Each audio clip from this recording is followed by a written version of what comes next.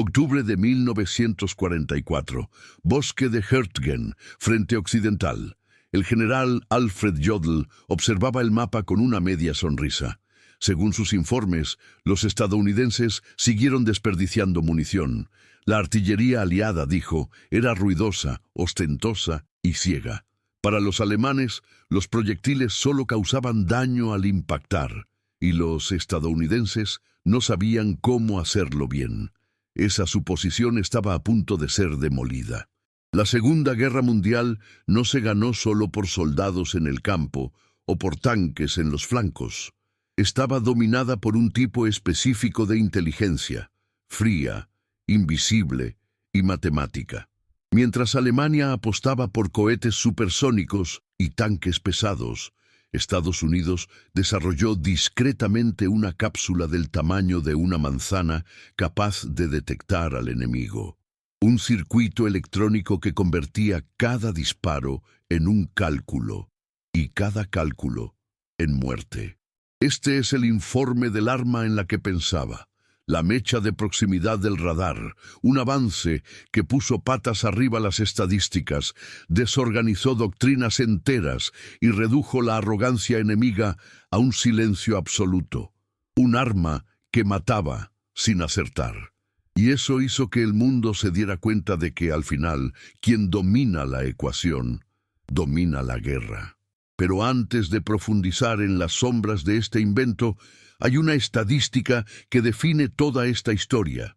Al comienzo de la guerra, las fuerzas aliadas necesitaban disparar unos 2.000 proyectiles para derribar un solo avión enemigo.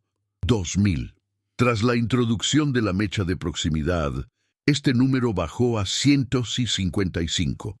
En medio del combate, el enemigo observaba cómo las granadas explotaban antes de tocar su objetivo, como si supieran cuándo detonar. Lo que los alemanes llamaban superstición electrónica resultó ser puro cálculo. Mientras Berlín decía que los tubos de vacío nunca sobrevivirían a un disparo, Estados Unidos producía 70.000 al día. El resultado, lo que se consideraba imposible, empezó a caer del cielo en minutos. Si valoras la historia en función de los datos, la precisión y la memoria, apúntate y deja tu apoyo. Esto ayuda al canal a seguir documentando lo que la guerra intentó ocultar. A finales de 1944, mientras la nieve cubría las Ardenas y el silencio blanco ocultaba el avance de la última ofensiva alemana en el frente occidental, algo comenzó a preocupar profundamente a los comandantes de la Wehrmacht. Las tropas alemanas, entrenadas para avanzar bajo cortinas de humo y predecir los tiempos de artillería enemiga, se encontraron con un nuevo tipo de terror. Proyectiles que ya no obedecían a la lógica de la física clásica. No esperaban el impacto en el suelo.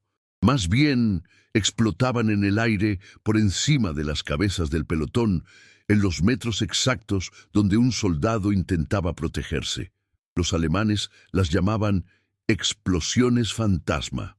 El sargento Hans Eberle, veterano del Frente Oriental, escribió en su diario: parecía que los americanos sabían dónde estábamos antes incluso de disparar. Y sus disparos, pensó. En pánico, los generales enviaron piezas capturadas al alto mando para su análisis. Lo que encontraron les dejó incrédulos. Tubos de vacío, circuitos, pequeñas antenas, todo dentro de una ojiva de artillería. Para ellos era una farsa. La propaganda de Goebbels desestimó rápidamente el dispositivo como un farol tecnológico, afirmando que tales componentes no resistirían ni el calor ni el impacto de un disparo. El error fue fatal. Los estadounidenses, en cambio, ya lo habían probado miles de veces, con baterías que solo se activaban en vuelo, con escudos internos y amortiguadores microscópicos que aseguraban que los circuitos electrónicos sobrevivieran a aceleraciones superiores a 20.000 veces la gravedad terrestre. Alemania, centralizada e ideológica, no tenía espacio para este tipo de pensamiento transversal. La burocracia y la vanidad entre el ejército, la marina y la Luftwaffe paralizaron la innovación.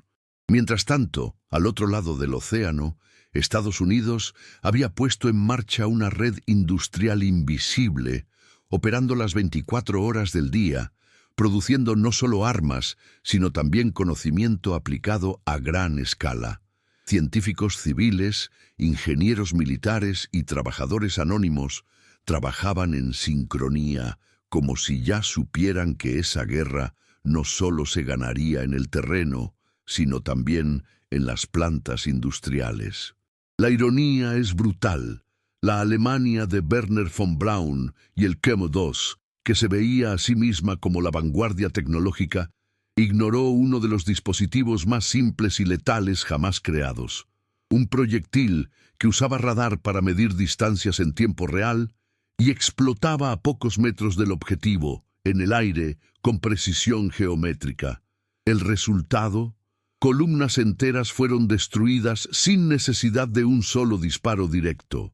En menos de un mes, los informes alemanes de bajismo han aumentado drásticamente en sectores que antes se consideraban seguros, como las líneas de suministro, los refugios traseros y las zonas de trincheras. Los artilleros estadounidenses, armados con esta nueva generación de munición, ya no necesitaban acertar, solo acercarse, y la mecha se encargó del resto. Esto fue el comienzo de un colapso silencioso, donde las reglas de la confrontación cambiaron sin previo aviso. Un cálculo invisible, lanzado a kilómetros de distancia, sustituyó la posibilidad de batallas por una fórmula de aniquilación sistemática. Y lo más asombroso, Alemania incluso tenía algunos de estos proyectiles en sus manos, capturados en bombardeos y caídas controladas. Pero en lugar de estudiar, preferían ridiculizar. Uno de los análisis técnicos del ejército alemán, de enero de 1945, clasificó el componente como curiosidad técnica sin aplicabilidad real. Mientras tanto, las fuerzas estadounidenses usaron el mismo dispositivo para proteger convoyes enteros, derribar aviones antes del alcance del ataque y especialmente prevenir contraofensivas en densos bosques como Hürtgen. El error no fue solo técnico, fue doctrinal. Alemania no entendía a qué se enfrentaba porque no creía que fuera posible. La arrogancia se convirtió en una trinchera más peligrosa que cualquier avance aliado. Y aquí merece la pena detenerlo. Durante el apogeo de la guerra, la producción estadounidense de fusibles de proximidad alcanzó las 70.000 unidades al día. Esto representaba 10 veces más que la capacidad total de la industria alemana para cualquier sistema electrónico equivalente. Si esto te sorprende, comenta ahora. La logística gana. Esto ayuda a mantener viva la memoria de los datos que definieron el destino de la guerra. A partir de ese momento, la guerra dejó de ser solo una disputa territorial. Fue una carrera de reflexión, y los estadounidenses estaban 3 vueltas por delante. Con cada nuevo combate, la percepción alemana de que algo había cambiado se hacía más evidente. Las tropas empezaron a temer a la artillería tanto como temían a la aviación. Los agentes notaron que sus maniobras de infiltración se volvían inútiles por lluvias de explosiones en el aire que ya no necesitaban calcular altura o impacto. No importaba dónde se escondieran. Si estaban en un radio de 10 a 20 metros, estaban muertos. Esta era la nueva ecuación de la guerra, pero lo más desconcertante aún estaba por llegar, porque mientras los alemanes intentaban entender lo que se había activado en los cielos sobre las Ardenas, el verdadero nacimiento de la mecha de proximidad y la razón por la que Estados Unidos había logrado convertir lo imposible en rutina, se estaba escribiendo al otro lado del océano. Y no empezó con un general. Todo empezó con un científico que odiaba las batallas. Octubre de 1939. Mientras los panzers alemanes cruzaban Polonia a una velocidad sin precedentes, Gran Bretaña se dio cuenta, con brutal claridad, de que el tiempo jugaba en su contra. La Luftwaffe ya se preparaba para atacar Londres, y ningún valor imperial ni memoria sería suficiente para detener lo que se avecinaba. El radar, aún en sus primeras fases, ofrecía cierta ventaja defensiva. Pero los cazas británicos no podían estar en todas partes a la vez. La artillería antiaérea, a su vez, se enfrentaba a un dilema insoluble: disparar a algo rápido y alto, sin saber exactamente cuándo ni dónde explotar. Las granadas convencionales explotaban por impacto o por tiempo, ambas alternativas rudimentarias a un bombardero que se precipitaba a 500 km/h. Fue en este escenario de desesperación técnica donde surgió una idea tan simple como poco probable. ¿Y si el propio proyectil supiera cuándo explotar? Una mecha que no dependía del contacto, ni de cálculos previos, sino de la percepción, de la proximidad. La propuesta sonaba a ciencia ficción, pero para el gobierno británico, la ficción era mejor que la extinción. Un pequeño grupo de ingenieros en el Reino Unido comenzó a trabajar en prototipos basados en ondas de radio, aunque aún sin éxito. El concepto era prometedor, pero la industria británica carecía de la capacidad de miniaturización necesaria. Los componentes electrónicos de la época, pesados, frágiles, sobredimensionados, explotaban dentro del cañón antes incluso de alcanzar el cielo. En teoría, la idea era genial.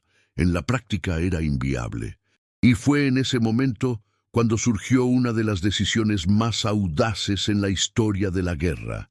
Sir Henry Tizard, asesor científico del gobierno británico, propuso entregar los secretos más avanzados del Reino Unido a Estados Unidos, no por lealtad, sino por necesidad.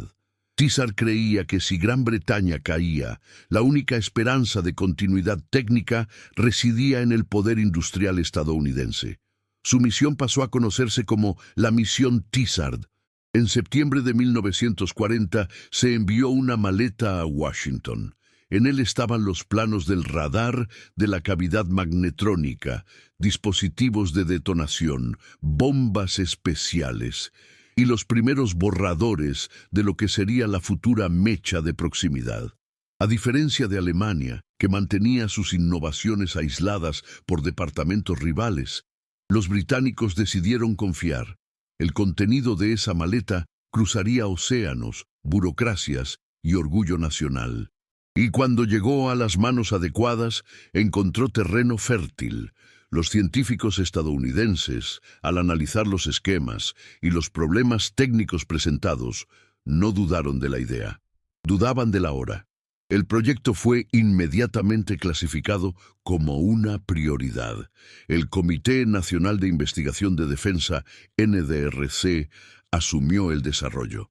Y una figura en particular emergió como líder técnico de la misión: Merle Tuve, un físico experimentado, meticuloso, sin estrellas, y obsesionado con convertir la teoría en práctica. El contraste era evidente. Mientras el alto mando alemán discutía conceptos en salas llenas de mapas, los estadounidenses comenzaron a probar en el barro. Tuve sabía que cualquier circuito que dependiera de la suerte para sobrevivir a un disparo no era un arma, era una apuesta. Quería funcionalidad, repetición, estabilidad, y Estados Unidos, a diferencia de los británicos, tenía lo que necesitaba: fábricas, capital, trabajadores manuales, científicos jóvenes y ambiciosos, y un gobierno dispuesto a entregar presupuestos multimillonarios a lo que funcionara.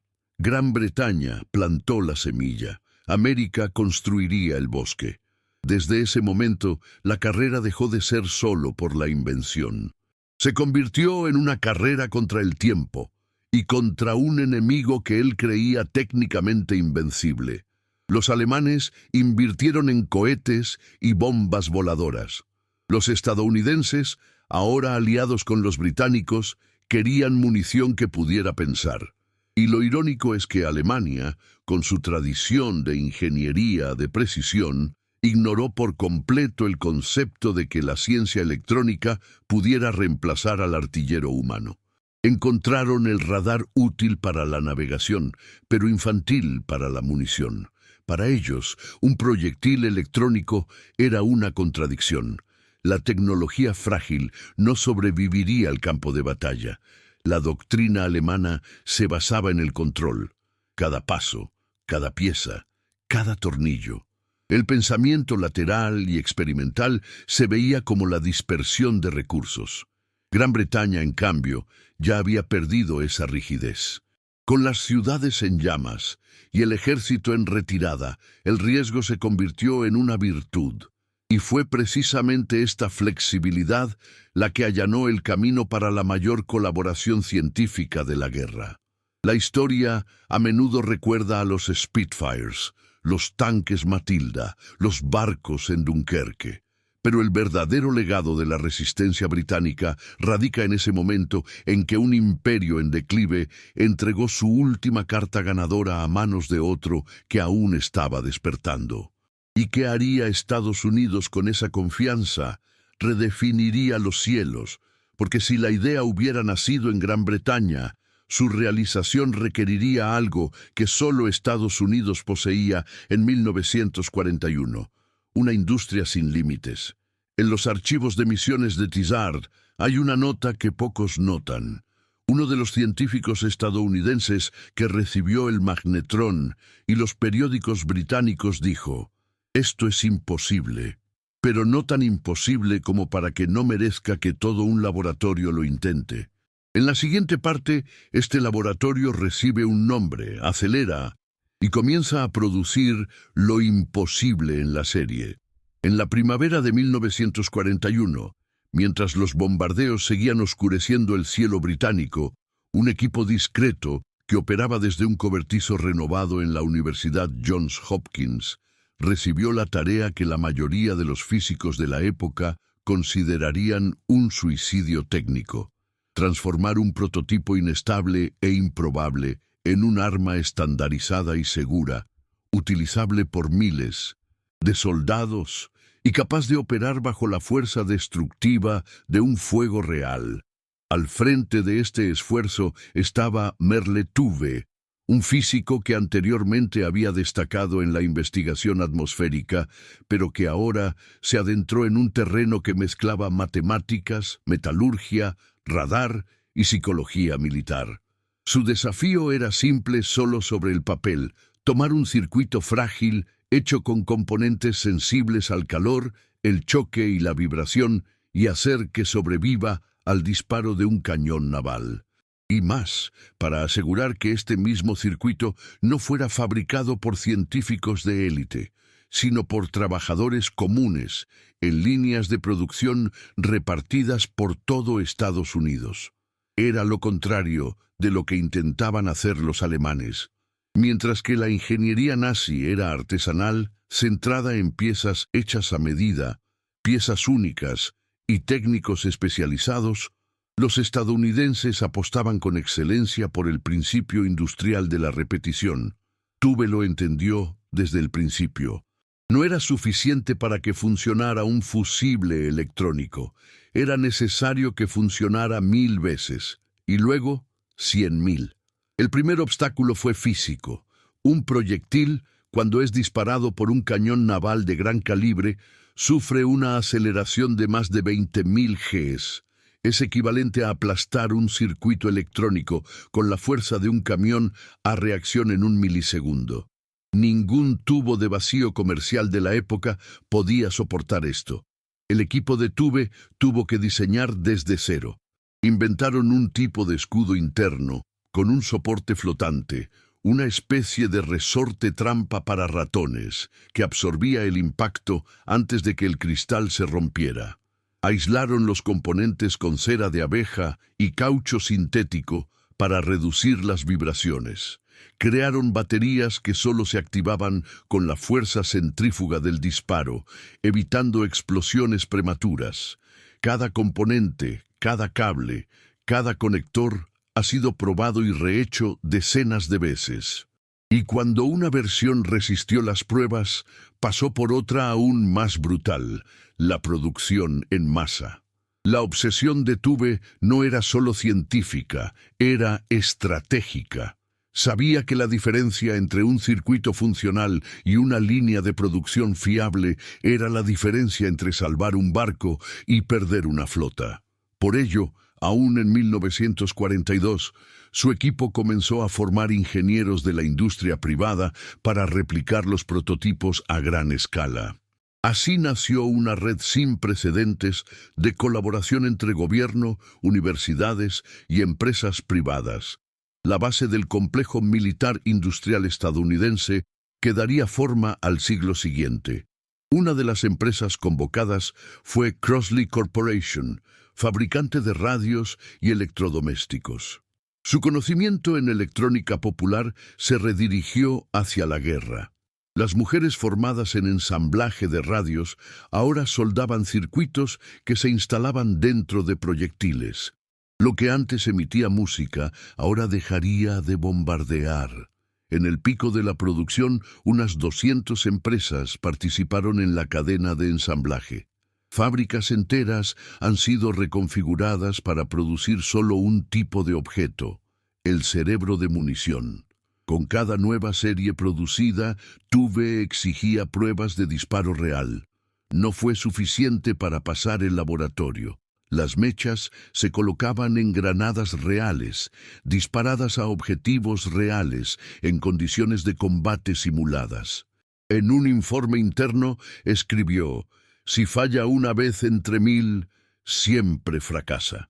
Esta cultura de perfección basada en datos se ha extendido entre los implicados. No había espacio para el ego. Los científicos recibieron comentarios directos de los trabajadores. Los ingenieros visitaban fábricas. Los oficiales de la Marina presenciaron las pruebas. Todo estaba documentado, medido, repetido. Los alemanes, en cambio, operaban bajo una lógica diferente. Su ciencia se centralizaba en unas pocas cifras, sus recursos electrónicos limitados por la escasez de materiales y los bombardeos constantes. La doctrina alemana, aunque técnicamente avanzada, era incompatible con la escala requerida para un proyecto como la mecha de proximidad. No tenían un Johns Hopkins, no tenían un Tizard, y lo más importante, no tenían un Merle Tuve. En 1943, tras 2 años de desarrollo intensivo, se entregó a la Marina de los EE.U. el primer lote estandarizado de fusibles electrónicos. Cada unidad estaba numerada, empaquetada, probada y marcada con franjas verdes, un símbolo de munición especial. Cuando se disparaban, los proyectiles con estas espoletas ya no impactaban, simplemente calculaban. Un radar interno de onda continua medía la distancia al objetivo, emitía una señal de retorno y al alcanzar la distancia predeterminada, activaba el detonador. Todo esto en milisegundos, dentro de una cápsula del tamaño de una lata de sopa. Lo imposible había sido domado, y ahora la llevaban marineros que ni siquiera sabían que llevaban en la mano el producto de millones de horas de cálculo. Era solo el principio, porque lo que los ingenieros aún no sabían, pero pronto descubrirían, era que ese mismo circuito, ya de por sí tan complejo, tendría que encogerse aún más. La siguiente fase de la guerra requeriría que los cerebros electrónicos de la victoria americana encajaran en la punta de un obús de 75 milímetros y sobrevivir al infierno del tiroteo terrestre. La mayor victoria estadounidense en el campo de la electrónica militar no fue el radar, ni la bomba, era por el tamaño. Hasta 1941, todos los dispositivos de radar del mundo requerían enormes estructuras, antenas externas, generadores y operadores entrenados. Eran sistemas, no componentes. Transformar esta lógica en algo que pudiera caber en la ojiva de un proyectil parecía absurdo, pero fue precisamente esta tontería la que Johns Hopkins y los ingenieros de la NDRC decidieron superar. La misión: construir un circuito electrónico autónomo, alimentado por una batería interna, resistente a descargas eléctricas extremas, capaz de emitir señales de radio continuas, captar el eco de retorno y calcular la distancia. Todo esto dentro de un cilindro de 15 centímetros, con paredes de acero y plomo. El secreto residía en 3 inventos simultáneos.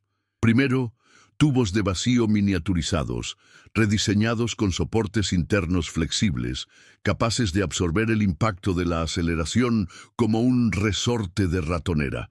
El cristal estaba protegido por una cápsula metálica flotante y el interior se llenaba con materiales absorbentes de impactos. Segundo, la batería de activación centrífuga, una celda de energía química que permanecía inerte hasta que se rotaba violentamente, activando su carga solo en el aire tras disparar. Esto evitaba detonaciones accidentales y garantizaba la seguridad durante el transporte. Tercero, la arquitectura electrónica basada en radar de onda continua, una tecnología refinada británica, pero que los estadounidenses lograron miniaturizar y calibrar para funcionar con precisión a menos de 10 metros de un objetivo en movimiento. ¿El resultado? Un radar funcional del tamaño de una naranja. Las pruebas fueron meticulosas. Cada componente se colocaba en máquinas que simulaban la aceleración de disparo. Muchos explotaron. Otros fallaron debido a microvibraciones. Pero poco a poco, el equipo llegó a una versión funcional, con una tasa de fallo inferior a 1 entre 10.000. A continuación, se activó la escala industrial. Empresas como Raytheon, Crossley y Emerson comenzaron a fabricar los tubos especiales en líneas separadas, supervisadas directamente por ingenieros militares. Los datos son asombrosos. En menos de 2 años, EU ha producido más de 20 millones de válvulas de vacío militares, muchas de ellas destinadas exclusivamente a la mecha de proximidad. Y todo esto sin que el enemigo capturara ni una sola pieza. La ironía de esta historia es que la solución estaba delante de ellos. Los alemanes conocían el radar, conocían los tubos de vacío, tenían una figura física excelente, pero su ingeniería estaba bajo control de una doctrina centralizada y aversa al riesgo, basada en piezas complejas fabricadas por encargo. La idea de producir en masa un circuito electrónico desechable era inaceptable para su lógica militar. Y fue esta negativa cultural la que les cegó ante la mayor transformación del campo de batalla desde la invención de la ametralladora. Si te gusta desentrañar estos hechos, muestra tu apoyo. Dale like y suscríbete para que podamos seguir sacando a la luz el backstage técnico que decidió la guerra. Porque lo que parecía imposible, poner un radar dentro de una bala, no solo se hizo, sino que empezó a ser disparado por miles. Y cuando estos proyectiles llegaron al mar, el enemigo finalmente lo entendió. La artillería antiaérea estadounidense, que antes necesitaba miles de proyectiles para derribar un avión, ahora lo hacía con menos de 200. La siguiente parte de esta historia transcurre en el Pacífico, donde los cielos se convertirían en el mayor cementerio de aviones japoneses de la guerra. El 5 de enero de 1943, frente a las Islas Salomón, el crucero ligero USS Helena navegó en tenso silencio. El Pacífico era implacable con las distracciones, el calor húmedo, los cielos pesados y los radares que captaban ecos intermitentes mantenían a todos los marineros en máxima alerta. Los japoneses seguían dominando el aire en esa región y los ataques aéreos repentinos eran rutinarios. A las 14:17 apareció un punto en las pantallas. Un avión enemigo se acercaba a gran velocidad. Los anotadores corrieron a las posiciones. El cielo era conocido, el peligro también, pero lo que ocurriría en ese momento no sería nada conocido. Por primera vez en combate, el USS Helena llevaba un lote experimental de munición con la nueva mecha de proximidad. Hasta ese día, todas las pruebas se habían realizado en condiciones controladas, en campos de tiro y con objetivos predecibles. Ahora, el objetivo era real, armado, y vino a matar. El avión era un bombardero japonés Mitsubishi G4M, con nombre en clave Betty. Rápido, letal, resistente. Las baterías antiaéreas comenzaron a disparar. El cielo estaba lleno de trazadores, pero algo era diferente. En lugar de explosiones lejanas, que normalmente fallaban por decenas de metros, ahora aparecían metrallas cerca del avión. No le golpearon directamente, sino que le rodearon, como anticipando sus movimientos. En cuestión de segundos, una de estas granadas explotó a unos 10 metros del fuselaje. Para los marineros que observaban desde el puente, el impacto fue inmediato y absoluto. El avión se partió en dos, envuelto en un collar de fragmentos metálicos. No hubo impacto directo. No había contacto visible. El avión se estrelló como si una mano invisible lo hubiera arrancado del cielo. Silencio. El comandante del barco, el capitán Gilbert Hoover, escribió en su informe: «Nunca hemos visto nada igual. Era como si Dios hubiera guiado el proyectil». Pero no era Dios. Era un circuito electrónico, oculto dentro de una ojiva que emitía una onda de radio, medía la distancia y decidía por sí solo que ese era el momento de explotar. A bordo, los artilleros se miraron entre sí con asombro. No sabían exactamente cómo funcionaba la nueva arma, pero sabían con certeza que algo había cambiado. El cielo, hasta entonces un dominio arriesgado e inestable, donde incluso un buen tirador necesitaba cientos de disparos, parecía ahora responder con cálculo. En los días siguientes se interceptaron más salidas. El USS Helena, junto con otros barcos equipados con los primeros lotes del nuevo proyectil, comenzó a registrar tasas de impacto sin precedentes. En lugar de 2.000 proyectiles por avión derribado, el número descendió a menos de 200. La eficiencia era casi increíble, pero los datos estaban ahí, los restos también. Un informe de la Marina clasificó el efecto como moralmente desproporcionado. Los pilotos enemigos, al ver los proyectiles explotar cerca, incluso mientras se desviaban, empezaron a dudar. Hubo casos de ataques cancelados, aviones retirándose. En cuestión de meses, la artillería naval estadounidense, antes considerada solo una línea de defensa, pasó a la ofensiva. Ahora era una barrera activa, pensante y letal. Los japoneses no lo entendieron de inmediato. Lo llamaron Nueva Suerte Americana. Más tarde, sospecharon que aviones ocultos guiaban los disparos, y cuando finalmente se dieron cuenta de que la munición había cambiado, ya era demasiado tarde. El mar ya estaba siendo reescrito. El Pacífico había presenciado su primera explosión guiada por radar, y los ingenieros en tierra sabían que esto era solo la primera etapa, porque si el nuevo proyectil funcionaba en el mar, ¿qué ocurriría cuando llegara al suelo de Europa? ¿Cuándo supieron los nazis que sus soldados serían alcanzados por granadas que explotaban antes de tocar el suelo? La respuesta llegaría pronto, y empezaría en los bosques helados de Bélgica.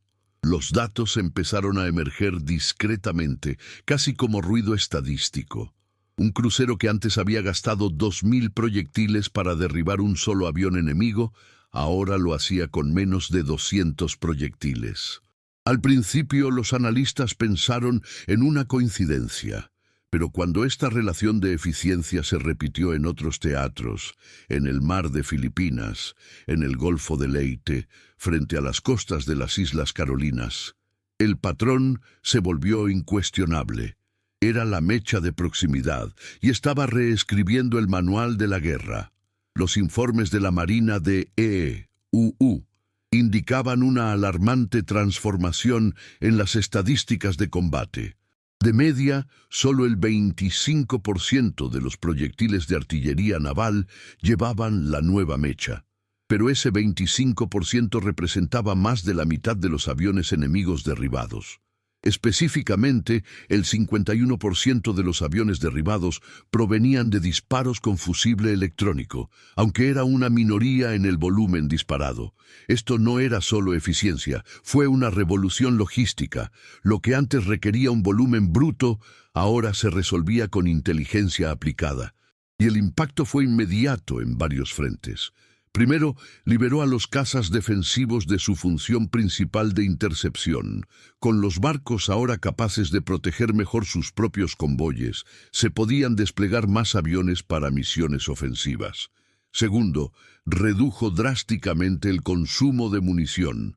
Con menos disparos necesarios por objetivo, los convoyes estadounidenses podían mantener posiciones defensivas más tiempo sin reabastecimiento, ampliando su alcance estratégico en el Pacífico.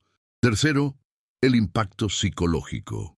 Los pilotos japoneses informaron que los cielos cerca de los barcos estadounidenses se convirtieron en trampas. Un avión ya no necesitaba ser alcanzado directamente. Era suficiente para acercarse al alcance de la metralla. Y esa metralla aparecía en lugares inesperados, en momentos impredecibles. La doctrina japonesa de ataque en oleadas, con formaciones compactas y picados bajos, comenzó a fracasar sistemáticamente. Un misil no guiado, pero con un cerebro simplificado, había sacado la seguridad táctica de escuadrones enteros en el aire. La eficacia del nuevo armamento llamó la atención del propio Estado Mayor Conjunto estadounidense. Un memorando interno de julio de 1944 afirmaba que la adopción masiva de la mecha de proximidad alterará la forma en que llevamos a cabo operaciones navales, reduciendo las pérdidas y optimizando el uso de los recursos a escala continental. Fue una victoria no solo de los ingenieros, sino de una lógica nacional. Mientras los alemanes apostaban por piezas individuales, como el Me-262 o el V-2, los estadounidenses ganaron multiplicando armas suficientemente buenas, producidas en cantidades absurdas, alimentadas por una red industrial que no descansaba. La ironía, una vez más, estaba en el contraste ideológico. Para los alemanes, la guerra se ganó con armas excepcionales. Para los estadounidenses, se ganó por eficiencia replicable. La superioridad del fusible de proximidad no residía solo en su funcionamiento, sino en el hecho de que miles podían fabricarse al día, muestrear, empaquetar y enviar con el sello de la burocracia industrial más funcional de la historia moderna. El resultado práctico de esto era visible en una sola cifra. Durante la campaña de Filipinas, la artillería estadounidense, con menos de la mitad del fuego realizado en campañas anteriores, logró una tasa de bajas el doble. Eso significaba menos barcos dañados, menos hombres muertos, menos tiempo perdido en mantenimiento y más victorias con menos esfuerzo. La guerra, en ese momento, empezaba a convertirse en una ecuación estadounidense. Si un circuito electrónico dentro de una cápsula de acero podía convertir 1000 balas en 100 y 100 en un solo impacto, entonces el camino hacia la supremacía era simplemente mantener la línea de montaje en marcha. Y lo estaba. Las 24 horas del día, los 7 días de la semana. Sin embargo, el enemigo no entendía cómo era posible. Para ellos, las estadísticas no tenían sentido. Los aviones caían demasiado rápido. Los ataques eran repelidos con una precisión que no coincidía con el entrenamiento de los artilleros aliados. Un oficial japonés, en un interrogatorio tras la guerra, confesó: «Pensábamos que los estadounidenses estaban usando algún tipo de radar volador oculto. No tenía sentido lo temprano que fueron alcanzados nuestros aviones. Lo hice, pero el secreto aún no se había revelado, porque mientras el Pacífico cosechaba los primeros frutos de la miniaturización electrónica, Europa comenzaba a enfrentarse a su invierno más brutal, y fue allí, en los bosques helados de Bélgica, donde la mecha de proximidad ganaría su nombre definitivo entre los alemanes: la artillería que piensa sola. En otoño de 1943, la Marina de los Estados Unidos se enfrentó a una decisión que no implicaba tanques, barcos ni bombas, sino circuitos. El Departamento de Artillería Naval había completado una serie de pruebas secretas utilizando drones radiocontrolados, objetivos aéreos rápidos, capaces de simular maniobras reales de bombarderos japoneses. Las baterías de los barcos equipados con municiones convencionales fallaron sistemáticamente. Quienes disparaban proyectiles con mecha de proximidad tenían una tasa de acierto 11 veces mayor. El resultado fue tan abrumador que no dejó lugar a debate. A partir de entonces, todas las unidades de la Flota del Pacífico recibirían munición equipada exclusivamente con la nueva mecha. Era el punto sin retorno. El almirante William Blandy, jefe de la Oficina de Armamento de la Marina, registró en el acta la frase que selló el cambio: «Esto lo cambia todo». Pero el impacto de esta decisión no fue solo técnico, era estratégico, logístico, psicológico. El sistema de distribución de municiones tuvo que ser reorganizado. Almacenes en tierra, depósitos en islas avanzadas, líneas de reabastecimiento, todo se adaptó para priorizar, preservar y multiplicar el nuevo armamento.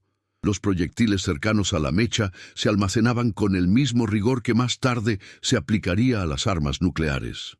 Cajas especiales, códigos de rastreo, protección antisabotaje y sobre todo absoluto silencio. Para las tripulaciones se implementó una nueva doctrina de secreto. Se les indicó a oficiales y marineros que se refirieran a la munición como tipo verde, una referencia a las bandas de colores que identificaban los proyectiles especiales. No se autorizaron detalles técnicos por debajo del escalón de mando. Y en caso de pérdida de un barco, la máxima prioridad era evitar que el enemigo recuperara proyectiles sin explotar. El secreto era tan vital que en instrucciones oficiales los soldados recibieron explicaciones falsas sobre cómo funcionaban las armas.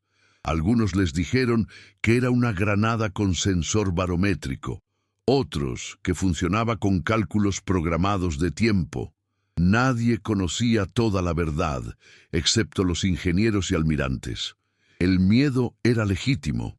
En las manos equivocadas, ese circuito podría descifrarse, y aunque los alemanes no tuvieran la estructura para reproducirlo a gran escala, el simple descubrimiento podría llevar a la creación de contraestrategias.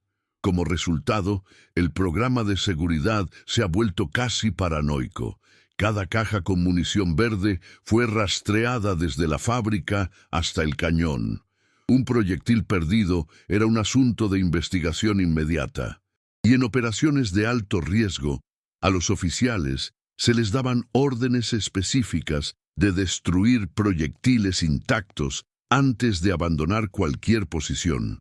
En términos logísticos, Estados Unidos estaba asumiendo una apuesta absoluta: centralizar el poder de su defensa aérea en una tecnología secreta y costosa que aún estaba en las primeras etapas de distribución. Pero había confianza. Confianza porque el circuito funcionaba. Confía porque la industria cumplió. Y sobre todo confianza porque el enemigo no tenía ni idea de lo que estaba pasando. La ironía de todo esto está en los números. Para 1943, Estados Unidos ya producía unas 70.000 mechas de proximidad al día, casi 25 millones al año. Alemania, en ese mismo periodo, luchaba por mantener en funcionamiento sus fábricas de radios. La producción alemana de componentes electrónicos fue aproximadamente 12 veces menor. 12 veces. Pausa para reflexionar. Una única planta industrial estadounidense dedicada a la producción de válvulas superó toda la capacidad electrónica de la Alemania nazi. Si te sorprendieron estos datos, déjalos en los comentarios. poder absoluto. Porque estos son los números que cuentan la verdadera historia detrás de las victorias. Lo que se estaba construyendo no era solo un arma, era una doctrina.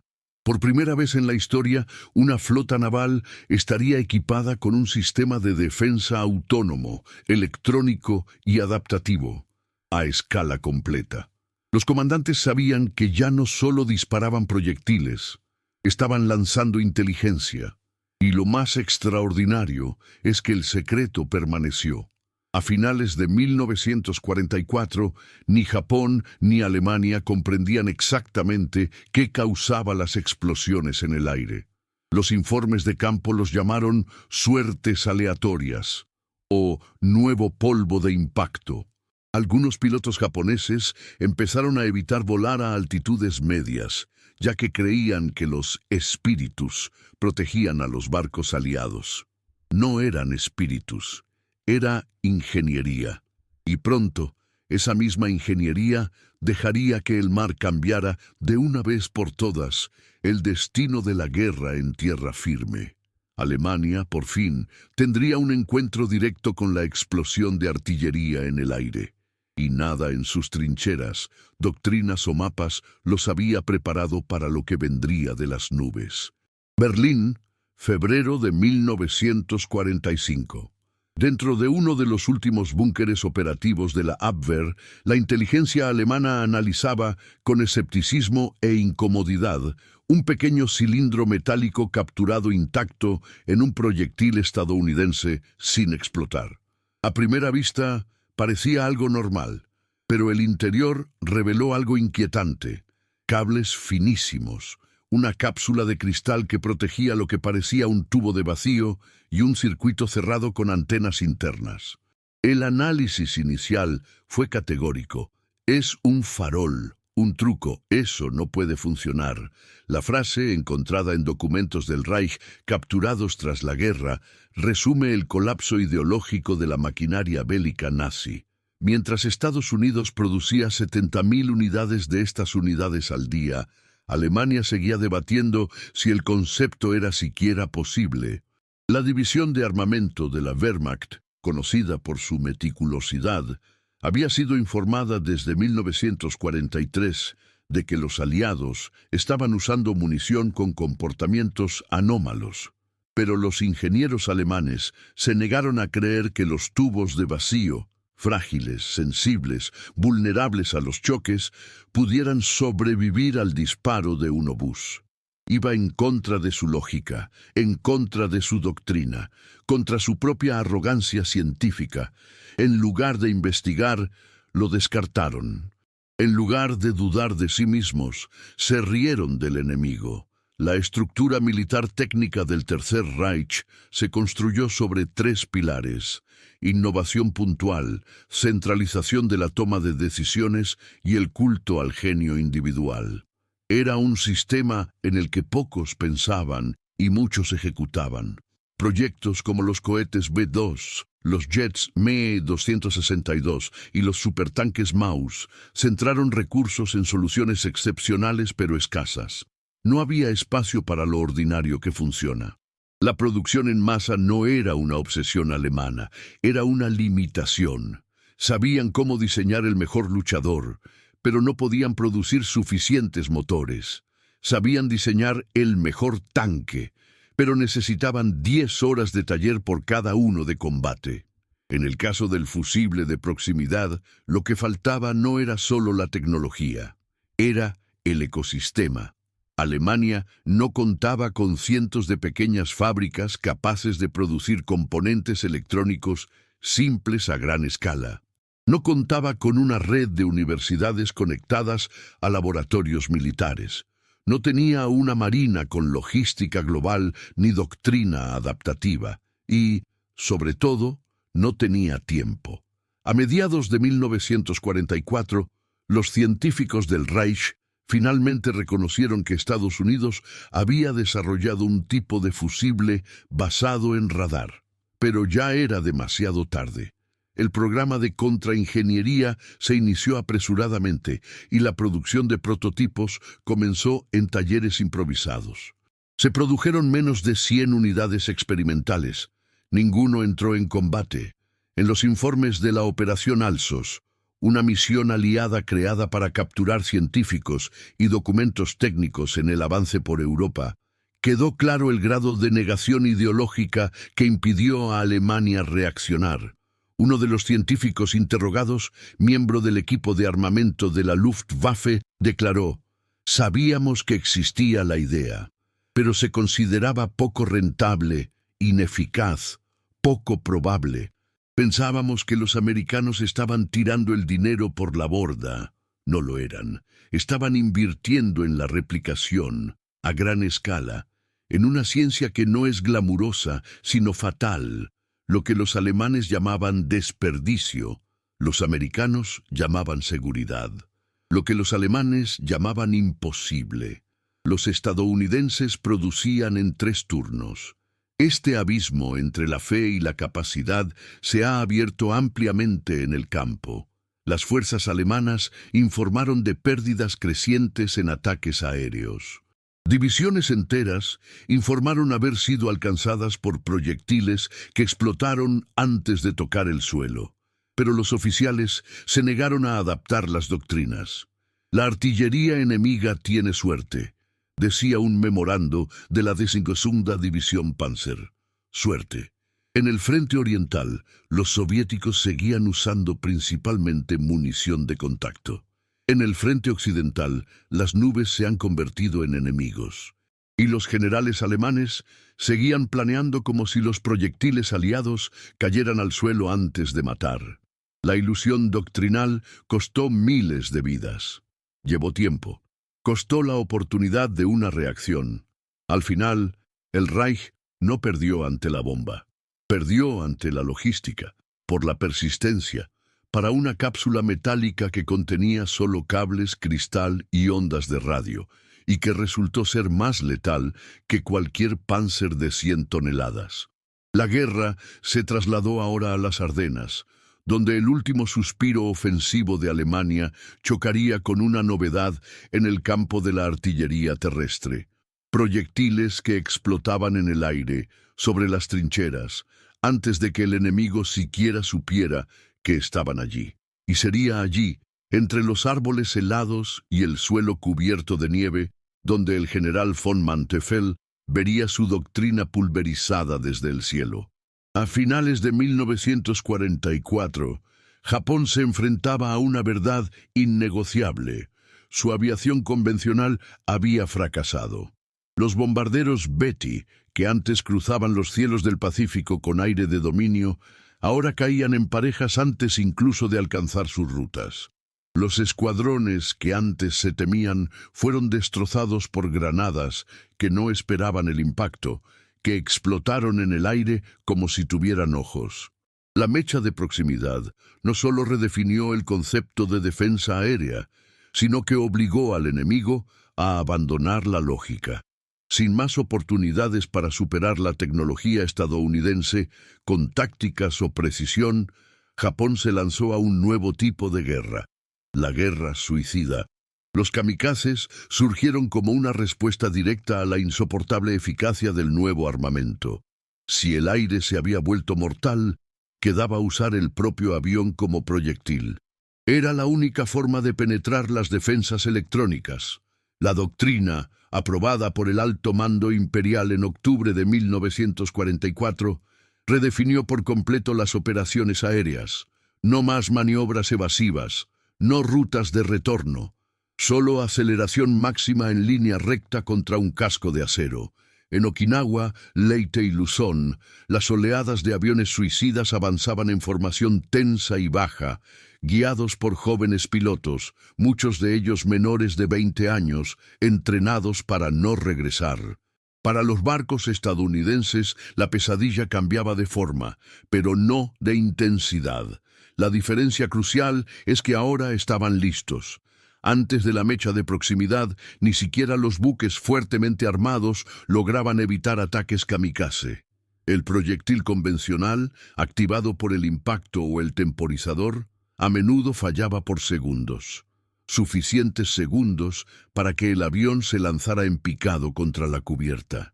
Pero ahora, la metralla voló en dirección contraria, explotando a 15-20 metros del objetivo, creando muros reales de acero en el aire. Los relatos de la batalla de Okinawa son reveladores. El 6 de abril de 1945, el USS Hazelwood fue atacado por múltiples kamikazes. Los artilleros, utilizando la recién llegada munición VT, espoleta de tiempo variable, lograron interceptar 3 de los 5 aviones antes del impacto. Las explosiones no ocurrieron en el casco. El cielo alrededor del barco se convirtió en una tormenta de fragmentos, seccionando alas, perforando motores, obligando a los kamikazes a desintegrarse antes de tocar el metal americano. El barco resultó dañado, pero sobrevivió. Sin el nuevo armamento, habría sido destruido. Otro ejemplo, aún más dramático, ocurrió durante la batalla del Golfo de Leyte. El portaaviones de escolta USS Saint Lo fue alcanzado por un kamikaze, pero otros 3 fueron derribados en secuencia por proyectiles VT. Uno de los artilleros, en un testimonio grabado tras la guerra, dijo: «No parecía real. Disparamos y los aviones explotaron antes de acercarnos, como si alguien eligiera el momento adecuado para protegernos. Pero no era alguien, era una válvula de radar. Dentro de una cápsula de acero, la tecnología decidía cuándo era necesaria la muerte. El impacto psicológico fue profundo. Los barcos estadounidenses comenzaron a registrar tasas de supervivencia superiores al 70%, incluso bajo ataques masivos. Por primera vez, los kamikazes perdieron más de lo que causaron. La doctrina del sacrificio se encontró con una barrera impensable: las matemáticas. Por cada avión derribado antes del impacto, se salvaba una tripulación. Con cada granada que explotaba en el aire, un barco no lograba hundirse. El mar, antes lleno de riesgos invisibles, ahora estaba protegido por ojos electrónicos en cada disparo. Las defensas estadounidenses evolucionaron. Las formaciones navales comenzaron a organizarse en anillos concéntricos de fuego. Las naves más externas dispararon primero, creando zonas de destrucción controlada. Cuanto más se acercaba el kamikaze, más densa era la cortina de granadas con mecha de proximidad. Y como los circuitos calculaban la distancia al objetivo en tiempo real, las explosiones eran casi coreografiadas, detonando cuando el avión impactaba el haz letal. Los japoneses se dieron cuenta, pero ya no podían retroceder. Sus mejores pilotos estaban muertos, sus reservas de aviones limitadas. Quedaban los jóvenes, los improvisados, los desesperados. El ritual de la muerte permaneció, pero ni siquiera el sacrificio más extremo podía competir con el sistema. La guerra moderna se libraba ahora entre impulsos eléctricos y carne, entre el radar y la fe. Y en este duelo, la fe empezó a fallar. El historiador militar Saburo Yenaga escribió en 1971: «La mayor tragedia de Japón no fue la bomba, sino la decisión de combatir la ciencia con la religión. Porque lo que derribó los aviones suicidas no fue solo el acero, era la lógica, repetibilidad, la fría constancia de un circuito electrónico que funciona sin emoción. Lo que los japoneses llamaron la última esperanza fue desintegrado por un arma que, irónicamente, ni siquiera apuntó. Solo los medios. Y aún midiendo, acertó más que cualquier puntería creada. Las cifras son implacables. Entre octubre de 1944 y julio de 1945, más de 1.300 kamikazes fueron derribados por munición VT antes de alcanzar sus objetivos. Sin este armamento, el número de barcos hundidos se triplicaba. El Pacífico habría sido un cementerio flotante, pero no lo era, porque la mecha que creía que había explotado antes, y explotar antes en ese momento de la guerra, era la diferencia entre vivir y morir. Pero había un lugar donde esta diferencia sería aún más brutal: un bosque denso, en el corazón de Bélgica, donde las explosiones ocurrirían no en el cielo, pero sobre las cabezas congeladas de divisiones enteras de la Wehrmacht. En noviembre de 1944, cuando la nieve comenzó a cubrir los tejados de Amberes, la ciudad belga se convirtió en el principal punto de suministro para las fuerzas aliadas en el frente occidental. Sus puertos, conectados por ferrocarril con el interior de Francia y Alemania, eran el corazón logístico de una ofensiva que ahora avanzaba sobre las ruinas del Reich. Los alemanes lo sabían y decidieron destruir ese corazón, no con tanques, sino con cohetes. Durante 5 meses se lanzaron más de 2000 proyectiles B-1 y B-2 contra Amberes, en uno de los mayores bombardeos tácticos de la historia. Pero la ciudad no cayó, porque por primera vez la defensa aérea no se basaba únicamente en los ojos humanos o en reflejos entrenados. Estaba guiado por circuitos. El mando aliado ha instalado una red sin precedentes de baterías antiaéreas en las afueras de Amberes, equipadas casi exclusivamente con fusibles de proximidad. El sistema era simple pero revolucionario. El radar detectaba la aproximación de un cohete. Los datos se transmitían en segundos a los cañones automáticos. Y los proyectiles disparados, ahora equipados con inteligencia mínima, explotaron en el aire. Antes del impacto, antes de la destrucción. Fue la primera vez que una ciudad entera estuvo protegida por un sistema de defensa parcialmente autónomo, donde cada disparo transportaba no solo pólvora, sino también juicio. Las granadas no explotaron al tacto, explotaron cuando lo sintieron, y los resultados fueron inmediatos, según informes de la Artillería Real Británica y el ejército de EE. Unidos, más del 90% de los V-1 interceptados sobre Amberes fueron destruidos en pleno vuelo. El éxito fue tan sistemático que algunas unidades incluso lograron 14 bajas por cada 15 lanzamientos. Los V-1, que antes sobrevolaban Londres, ahora caían como moscas antes de cruzar el perímetro urbano. La población belga, traumatizada por la ocupación alemana, presenció algo sin precedentes. Cohetes explotando en el cielo, granadas detonando en el aire, sin contacto directo, como si una fuerza invisible protegiera los cielos de la ciudad. Pero esta fuerza tenía un nombre. Era el radar de onda continua, acoplado a un tubo de vacío del tamaño de una lámpara, oculto dentro de una cápsula metálica lanzada a cientos de metros por segundo. El efecto psicológico fue profundo.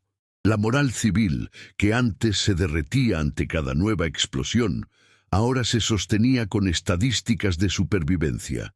Las escuelas reabrieron, los hospitales siguieron funcionando, el puerto mantuvo su ritmo, la ciudad funcionaba, porque los cohetes simplemente ya no llegaban al suelo.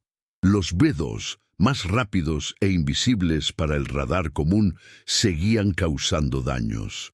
Pero incluso ellos empezaron a perder efectividad, ya que los lanzamientos requerían posiciones más hacia atrás, limitando el alcance y la frecuencia.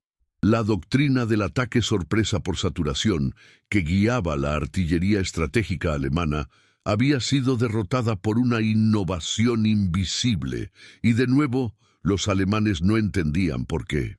En interceptaciones de radio realizadas por la inteligencia británica, los operadores nazis de campo informaron de anomalías estadísticas en los atentados de Amberes. Los cohetes simplemente no causaron los daños previstos. ¿La explicación más común? El mal tiempo. Nunca con radar, nunca las fusiones. La creencia alemana, una vez más, se negó a aceptar que los aliados hubieran cruzado el umbral de la ciencia aplicada. Mientras el Reich apostaba por armas milagrosas, Estados Unidos apostaba por la banalidad tecnológica. Y ganó. Los números hablan por sí mismos. Se estima que más de 3.000 vidas civiles se han salvado solo en la zona portuaria de Amberes gracias al uso de granadas con fusibles de proximidad. Se conservaron almacenes enteros, depósitos de municiones, puentes ferroviarios y centros de mando. La operación logística que sostenía a las fuerzas de Eisenhower en Alemania nunca fue interrumpida. Y todo esto por los proyectiles que explotaron antes. La ironía, sin embargo, es que la mayoría de los civiles protegidos nunca supieron qué los salvó. Para ellos, los cohetes cayeron lejos por suerte. Para los técnicos era estadística. Para los ingenieros era precisión. Para la historia fue el momento en que la mecha electrónica dejó de ser un arma naval y se convirtió en un escudo urbano.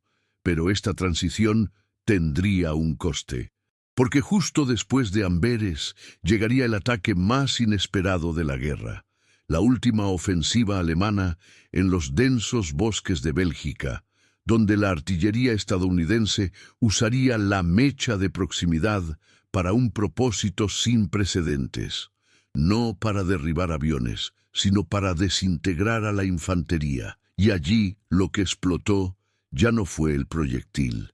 Era el propio concepto de guerra defensiva. Mientras los radares detectaban, los cañones giraban y los proyectiles explotaban con precisión milimétrica sobre océanos y bosques, lejos del campo de batalla, en ciudades como Rochester, Baltimore y Camden. Manos femeninas moldeaban lo que se convertiría en el cerebro invisible de la guerra. Eran jóvenes, algunos tienen menos de 20 años. Otros, madres de soldados en el frente. Sentadas lado a lado en largas mesas metálicas, bajo luz fluorescente y bajo la atenta mirada de supervisores militares, estas mujeres manejaban microscopios con la concentración de cirujanas. No produjeron munición ordinaria, produjeron tiempo. Cada tubo de vacío, cada bobinado de alambre de cobre, cada cápsula de cristal llena de gases nobles, formaba parte de un circuito electrónico destinado a tomar decisiones letales. En silencio, instalaron sensores que calculaban distancias en microsegundos. Muchos ni siquiera sabían lo que estaban montando. Recibían instrucciones por códigos, nunca veían el producto final, pero sabían que estaban manipulando algo que entraba por la punta del proyectil. Y eso era suficiente.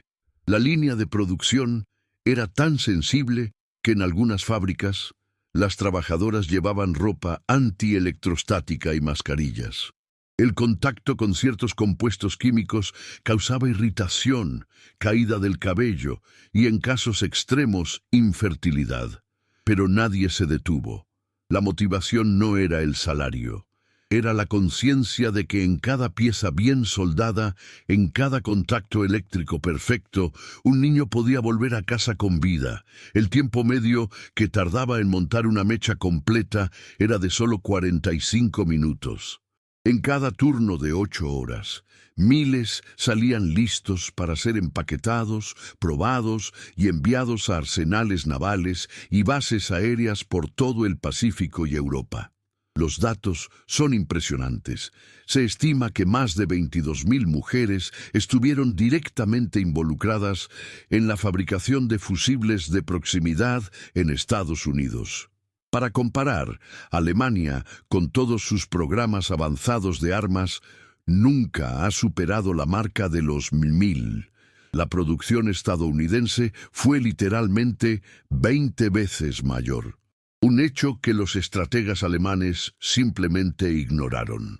Si esta escala de producción te sorprendió, comenta abajo con datos impactantes.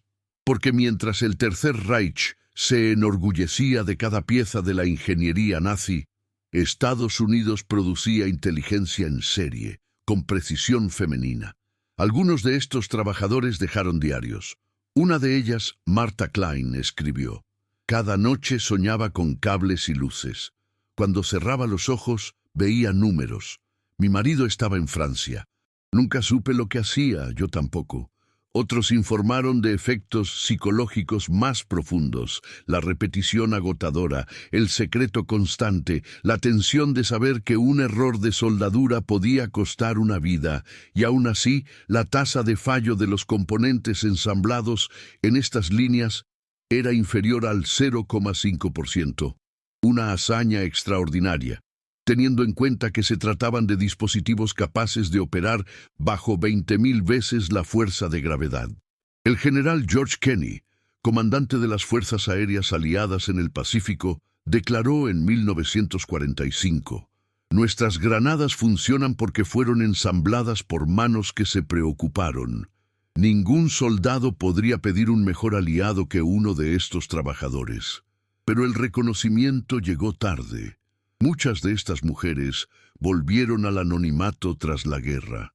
Algunos retomaron vidas ordinarias, sin saber nunca exactamente cuántos aviones, cuántas naves o cuántas vidas habían ayudado a proteger. Otros han sido olvidados por la propia historia militar. No llevaban fusiles, pero construían lo que guiaba las balas. No eran oficiales, pero sin ellos los agentes estarían indefensos. La guerra industrial requería más que acero, requería precisión, y la precisión requería sacrificio invisible. En una época en la que los circuitos electrónicos aún eran nuevos, era el toque humano lo que los hacía fiables.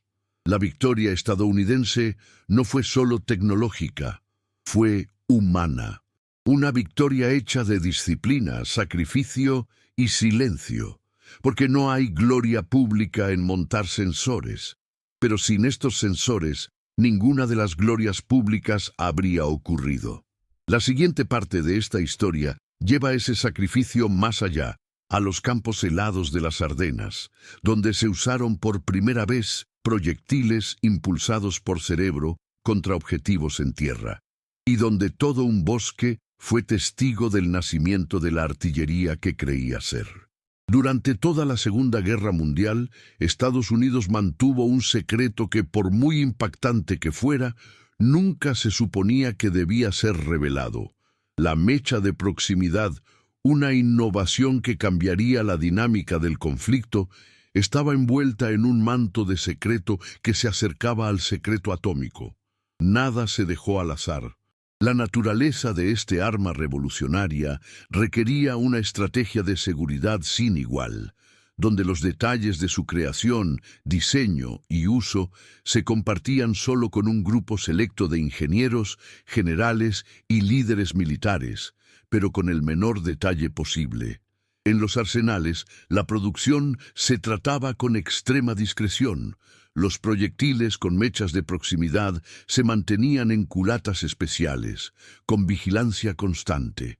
Para evitar que cayeran en manos enemigas, a menudo se hundía en tanques de agua o se enterraba en lugares inaccesibles hasta el momento de necesidad. Cuando se entregaban en los campos de batalla, los paquetes se identificaban con códigos cifrados y números de serie que ocultaban la verdadera naturaleza del contenido. No solo los alemanes, sino incluso los aliados, recibieron versiones simplificadas, con información incompleta o manipulada. Cualquier filtración de información podría provocar una ruptura irreparable de la ventaja tecnológica obtenida. El uso de manuales falsos y descripciones engañosas sobre la verdadera capacidad del arma era una práctica común. En los informes de seguridad, se instruyó a los científicos e ingenieros para que fueran vagos sobre los detalles del fusible, citándolo como un simple dispositivo de artillería de tiempo variable, sin dar pistas sobre su complejo mecanismo de radar. El secreto se mantuvo tan eficazmente que incluso con su uso a gran escala desde 1943 en adelante, los alemanes nunca lograron reproducir una tecnología similar. Su intento de replicar fusibles de proximidad fue frustrado por la falta de capacidad industrial para crear componentes electrónicos en miniatura y la división interna de su investigación, algo que los estadounidenses ya habían superado gracias a la colaboración entre industrias y científicos de diferentes campos. A pesar de la búsqueda desesperada de contramedidas, los científicos alemanes, ya en 1944, calificaron los proyectiles estadounidenses capturados como un farol. En sus informes de posguerra, el doctor Hans Gertian, un destacado experto alemán en armas de proximidad, admitió: «Cuando conseguimos hacernos con un proyectil de fusible por proximidad, pensamos que era más bien una estrategia de propaganda. Ningún dispositivo electrónico podría soportar las fuerzas de aceleración con las que se disparaban estos proyectiles». La arrogancia tecnológica de un imperio que creía que la superioridad industrial y científica estaba en su poder les cegó ante la realidad de la guerra moderna. Subestimaron lo que los estadounidenses habían logrado, no solo creando un arma, sino construyendo un sistema completo de producción y seguridad que protegiera este avance de cualquier forma de sabotaje o espionaje. El hecho de que el proyecto se tratara con tanta discreción lo hizo aún más efectivo.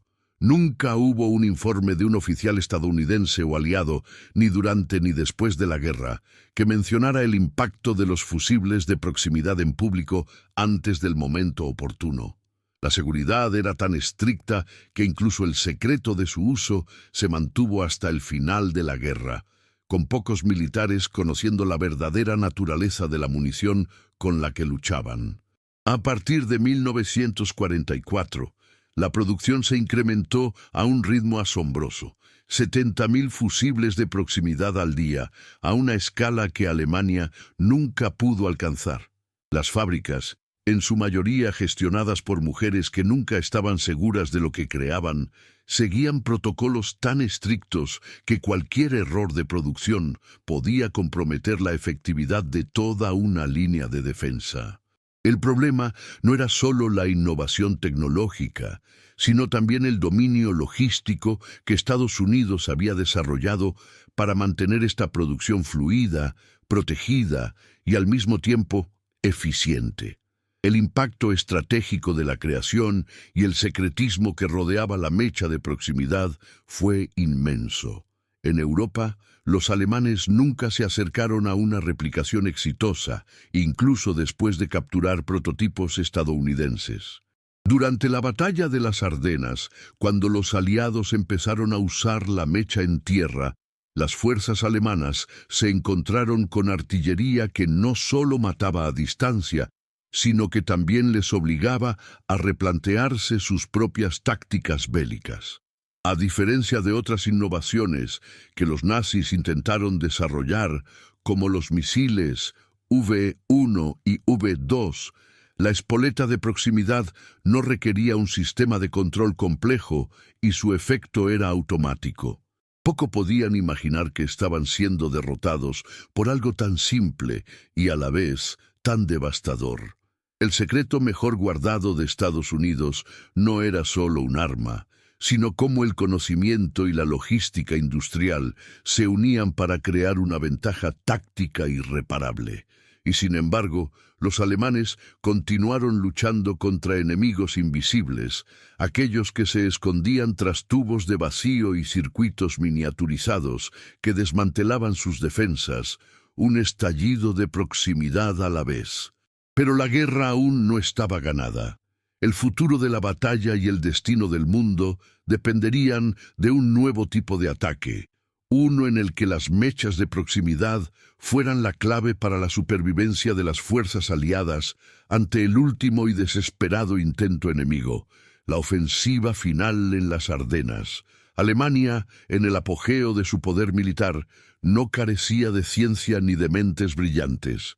Al contrario, el país contaba con algunos de los físicos e ingenieros más destacados de la época, muchos de los cuales, en reuniones internas, incluso imaginaron la posibilidad de desarrollar fusibles electrónicos que pudieran revolucionar la guerra de artillería. Sin embargo, la arrogancia y el dogmatismo eran enemigos más peligrosos que cualquier amenaza externa. Aunque los científicos alemanes reconocían la viabilidad de los fusibles de proximidad, su aplicación fue saboteada por la falta de integración entre investigación y producción, y por la inquebrantable creencia en la supremacía de las armas tradicionales. La guerra la ganaba una potencia industrial colosal, pero Alemania se encontraba cegada por su propia visión estrecha y rivalidades internas, ajena al cambio que estaba ocurriendo en las trincheras y en el mar. Hermann Göring, el ministro del Aire, que había sido un ferviente defensor de la Fuerza Aérea Alemana, despreciaba cualquier avance relacionado con la miniaturización electrónica, afirmando que la verdadera fuerza militar residía en la artillería mecánica. Para él, un proyectil que explotaba automáticamente al acercarse al objetivo era una farsa sin futuro. Su aversión a estos avances se basaba en la creencia de que el poder militar debía provenir de fuerzas más primitivas, como la fuerza bruta de las armas convencionales. Esta visión se agravaba por la estructura fragmentada del mando militar alemán, donde las distintas ramas del ejército competían entre sí por recursos, tecnología e influencia política, dificultando cualquier esfuerzo colaborativo. Esta división interna no solo debilitó la respuesta alemana, sino que también comprometió su capacidad para adaptarse a nuevas tecnologías. En lugar de dirigir los recursos y talentos de su mejor ciencia hacia la defensa práctica, Alemania invirtió mucho en proyectos de armas terroristas, como los cohetes V2. Estos dispositivos eran sin duda impresionantes en términos tecnológicos, pero su aplicación estratégica era limitada. Al mismo tiempo, científicos e ingenieros eran conscientes de que un enfoque más refinado, como el fusible de proximidad, podría salvar miles de vidas y redefinir la dinámica de la guerra aérea y la defensa. Alemania seguía atrapada en una mentalidad de poder militar basada en ataques directos y destrucción masiva.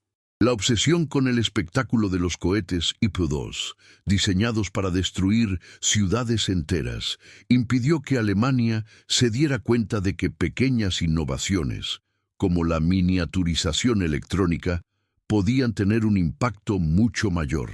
Estos cohetes, aunque avanzados, eran imprecisos y difíciles de producir en masa, y su verdadera eficacia era limitada en el contexto de una guerra que se estaba volviendo cada vez más dinámica y multifacética. La falta de humildad científica y la insistencia en un enfoque militar tradicional fueron, en última instancia, lo que condenó a Alemania. Mientras Occidente invertía en la inteligencia industrial y la movilización colectiva de la ciencia y la producción, los nazis permanecían inmersos en rivalidades internas y una arrogancia que les impedía ver la verdadera amenaza: la ingeniosidad estadounidense. Por tanto, el fracaso alemán no fue una cuestión de falta de capacidad técnica. Tenían a los científicos, los recursos y los científicos que podrían haber marcado la diferencia. Lo que faltaba era un cambio de mentalidad, la capacidad de adaptarse al nuevo panorama bélico y la humildad necesaria para entender que la verdadera innovación a menudo proviene de áreas inesperadas.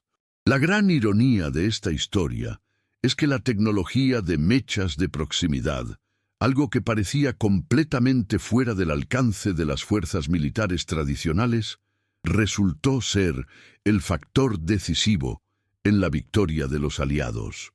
El secreto de la supremacía estadounidense no residía en tener el ejército más grande ni los cohetes más grandes, sino en un sistema industrial que produjera, de forma continua y a gran escala, pequeñas innovaciones como las mechas de proximidad. Y mientras los nazis dedicaban sus energías a proyectos grandiosos y visualmente impactantes, Estados Unidos se había convertido en el maestro de la producción meticulosa, la invención discreta y la ingeniería ingeniosa. Fue esta combinación de ciencia aplicada, humildad estratégica y un poder industrial sin igual lo que aseguró el futuro de la guerra. Pero el camino hacia esta victoria seguía lejos de estar claro. Alemania pudo haber tenido a los mejores científicos, pero mientras su visión estaba distorsionada por la arrogancia y la fragmentación del esfuerzo, Estados Unidos avanzaba paso a paso en las sombras, y la guerra seguiría demostrando hasta dónde podía llevar esta combinación de ciencia y producción a los aliados, cuando las grandes armas se enfrentaran a las pequeñas pero poderosas innovaciones. En el próximo capítulo veremos cómo la aplicación práctica de esta tecnología se desarrolló en uno de los mayores puntos de inflexión de la guerra, cuando el sistema de fusibles de proximidad se probó por primera vez contra un enemigo totalmente inesperado, los kamikazes japoneses. Con un nuevo tipo de guerra en juego, las fuerzas estadounidenses se preparaban para enfrentarse a una amenaza que ni siquiera las innovaciones más avanzadas podían prever. Durante la Segunda Guerra Mundial, la verdadera fortaleza de Estados Unidos no residía solo en la innovación tecnológica, sino en su capacidad industrial para convertir esas innovaciones en realidad. La mecha de proximidad, uno de los mayores avances militares del siglo XX, no fue el resultado de una sola hazaña científica ni de una idea aislada. Era el producto de un sistema logístico e industrial insuperable. Las fábricas americanas, que una vez fueron convertidas a producción militar, operaron con una precisión y coherencia sin precedentes en la historia. 7 fábricas, repartidas por todo Estados Unidos, producían más de 20.000 fusibles al día, cada una con su línea de montaje dedicada exclusivamente a este propósito. La escala de producción era monstruosa, pero no era solo cuestión de cantidad. Cada fusible pasó por una serie de pruebas exhaustivas, asegurando que la calidad se mantuviera impecable a pesar de la presión para acelerar la producción. Se crearon líneas paralelas para asegurar que, si una fábrica era bombardeada o dañada, la producción no se interrumpiera. Este nivel de redundancia, tanto lógica como genial, reflejaba el pensamiento estratégico de los estadounidenses. La guerra se ganaba por la continuidad de la producción y la capacidad de superar cualquier obstáculo que surgiera. Si una línea fuera destruida, otra ya estaría en funcionamiento, manteniendo una producción ininterrumpida y a gran escala. Además, por cada lote de fusibles producidos, cada proyectil pasaba por rigurosas pruebas.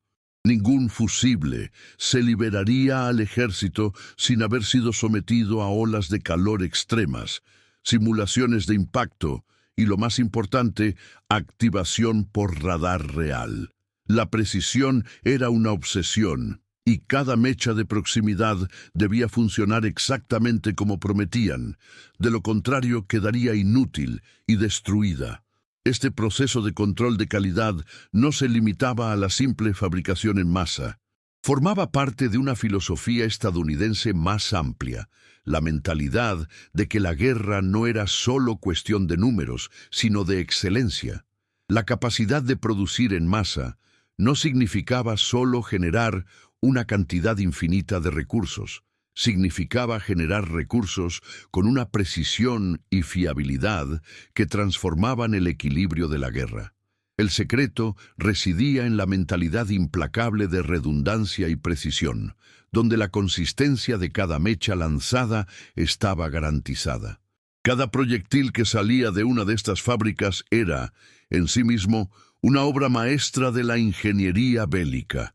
La ironía de esta historia es que la solución estaba delante de ellos, pero los alemanes nunca se dieron cuenta. Si te gusta desentrañar estos hechos, muestra tu apoyo, dale like y suscríbete para que podamos ofrecerte contenido más detallado. Porque la siguiente parte de esta historia revelará una estadística aún más impactante: cómo la enorme producción estadounidense no solo superó, sino que anuló por completo los intentos alemanes de imitar la innovación, dejando a los nazis completamente desorientados. Merle Tube no era un general en los campos de batalla, ni un político que tomara decisiones estratégicas. Era un físico de laboratorio, un científico cuyo arma principal no era una pistola ni un tanque, sino el poder de la lógica aplicado a la ingeniería. En una época en la que la guerra se definía por gigantescas batallas de desgaste, con líderes militares clamando por la fuerza bruta, Tube destacó por su enfoque metódico y se centró en resolver problemas complejos con soluciones científicas. Y fue este enfoque el que hizo posible el desarrollo de la mecha de proximidad, una de las innovaciones tecnológicas más decisivas en la historia militar. Durante todo su viaje, Tube se negó a aceptar lo imposible. Cuando le asignaron la misión de liderar la transformación de un incipiente concepto británico en una realidad práctica, supo que se enfrentaba a un desafío colosal. El fusible de proximidad requería una ingeniería altamente sofisticada, la miniaturización de componentes electrónicos que aún no existían, y la capacidad de soportar fuerzas de aceleración extremas durante el disparo. Sin embargo, él y su equipo de jóvenes científicos no se desanimaron. En su lugar, adoptaron un enfoque práctico. Si algo no funcionaba, simplemente volvían a intentarlo de nuevo, ajustando los fallos, probando y mejorando cada componente hasta que la solución fuera viable. La obsesión de Tube con las pruebas reales y las soluciones prácticas fue lo que realmente le distinguió. No le interesaban las teorías abstractas ni la ingeniería de laboratorio aislada de la realidad de la guerra. Para él, la verdadera prueba estaba en los campos de batalla, donde la efectividad era la única medida válida del éxito. Creía que la única forma de avanzar era ver el verdadero funcionamiento de su creación, en el campo de batalla, donde la vida y la muerte estaban en juego. Si un prototipo fallaba, él y su equipo empezarían de nuevo, con la humildad de reconocer que el fracaso era una parte natural del proceso de innovación. La obra de Tube no era solo una cuestión de lógica científica, también era una demostración de moralidad. No buscaba solo la victoria en términos militares, sino la preservación de vidas. Para él, la innovación no era una cuestión de competencia o gloria personal, sino de un compromiso silencioso con el bien común. Mientras los campos de batalla estaban marcados por la brutalidad del conflicto, Tube trabajaba tras bambalinas, silencioso y decidido, buscando soluciones que salvaran vidas sin necesidad de reconocimiento jamás. Su trabajo y el de su equipo encarnaban la idea de que la verdadera victoria se obtiene del poder de la mente, no de la fuerza bruta. Cuando la mecha de proximidad comenzó a usarse en combate, el cambio fue rápido e impactante. Los aviones enemigos, antes casi inmunes al fuego antiaéreo, comenzaron a ser derribados con una precisión nunca vista antes. La reacción de los artilleros y las tripulaciones de combate fue una mezcla de incredulidad y reverencia, como si estuvieran presenciando una fuerza sobrenatural. Esta reacción, en muchos sentidos, reflejó el impacto que Tube tuvo en el ejército estadounidense. No solo él y su equipo habían creado un nuevo tipo de munición, sino que básicamente habían cambiado las reglas de la guerra. A través de su trabajo, demostraron que en la guerra, la verdadera fuerza proviene de una combinación de innovación intelectual y la capacidad de adaptarse de forma práctica. Tube, que fue en su día un físico modesto, se convirtió en una figura clave en la victoria aliada, pero siempre entre bastidores. No buscó fama ni medallas. Su mayor recompensa fue saber que gracias a su mente miles de vidas se habían salvado.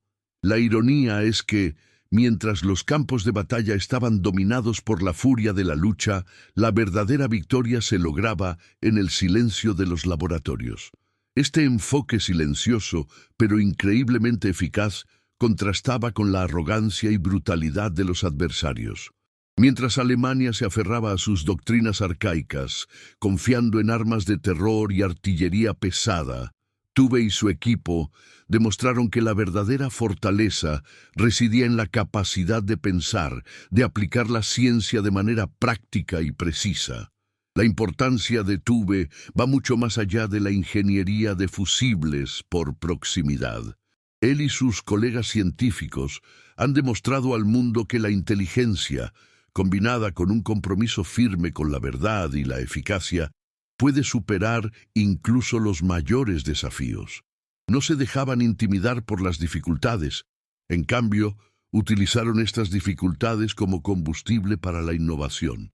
El legado de Tube no radica solo en la mecha de la proximidad, sino en la idea de que la verdadera fuerza militar no proviene solo de la capacidad de destruir, sino de la capacidad de salvar vidas y crear soluciones más eficaces.